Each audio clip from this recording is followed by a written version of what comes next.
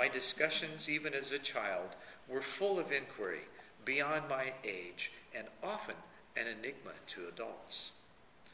I always felt like there was more that they were not telling me, and no matter how many times I asked why or how, their comments never satiated my curiosity. It left me feeling a bit empty. Evidently, I was destined to explore reality with an insatiable curiosity.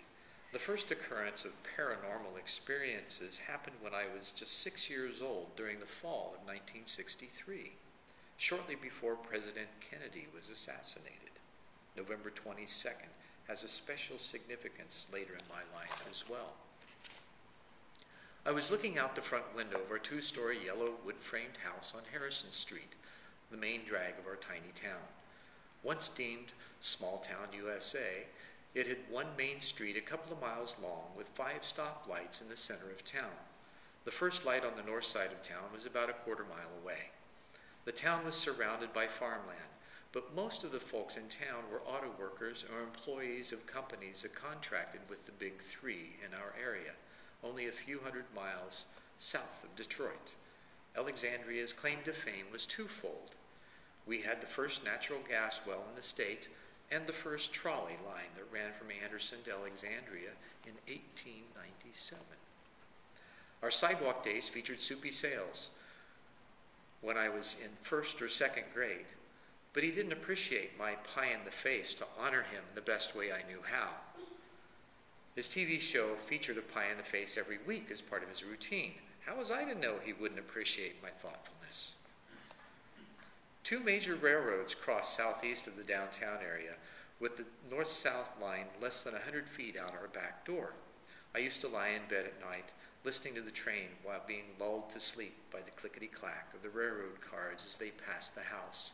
Our backyard was kind of like a trapezoid because the railroad was at an angle to the street.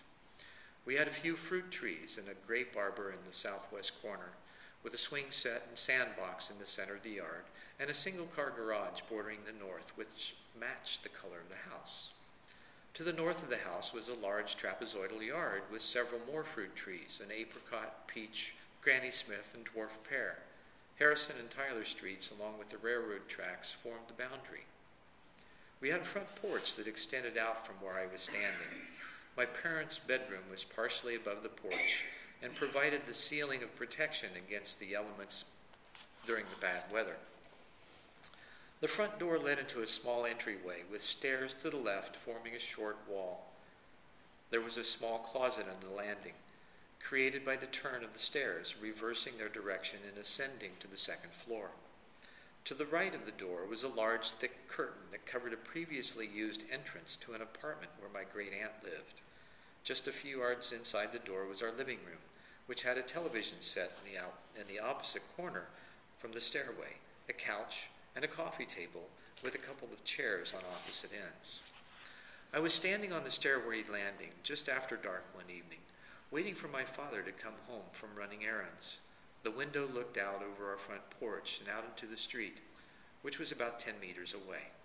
I had bent over and put my elbows on the windowsill, which I'd done often, musing over the cars going by on the street. I had been there for just a few minutes when, "Hey, you!"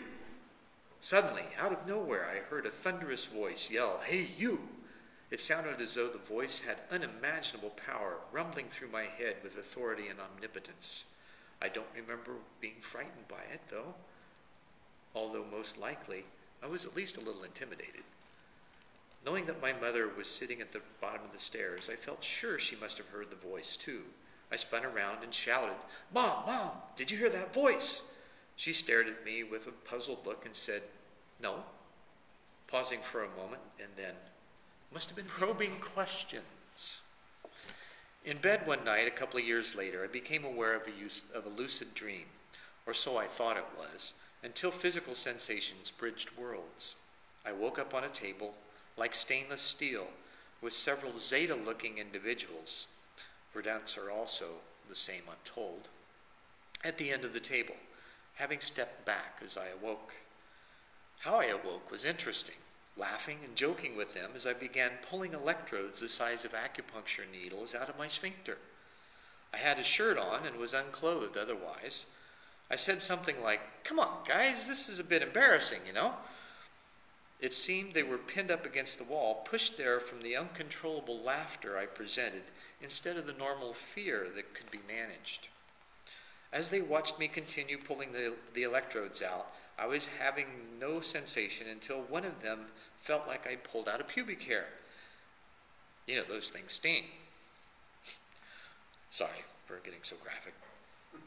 At any rate, I instantly awoke in my bed as a result. I was baffled at how I could be there one moment and instantly return to my bed.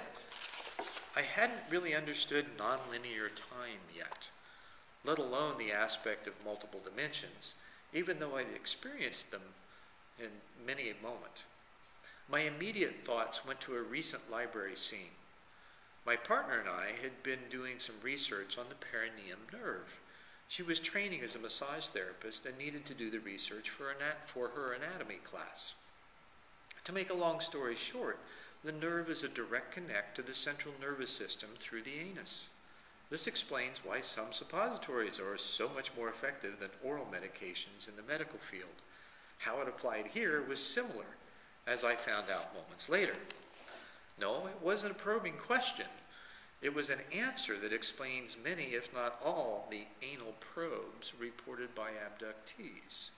Sure, it is embarrassing, but when you think about the science, it makes perfect sense. I closed my eyes again, hoping to find the way back to the table, or at least the same room. As I let go of physical boundaries, I found myself talking to a rather androgynous-looking humanoid figure that appeared to be in a shimmering white robe of some kind.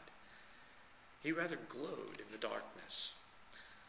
I didn't notice any particular surroundings, yet this one says to me in a soothing male voice, "Listen, you need to relax. We were attempting to raise your vibratory level so that we could have easier communication. Next time it happens, just flow with it. You know it is nothing to fear." At that point, I lost waking consciousness again. I woke up the next morning with awe and honor of the experience.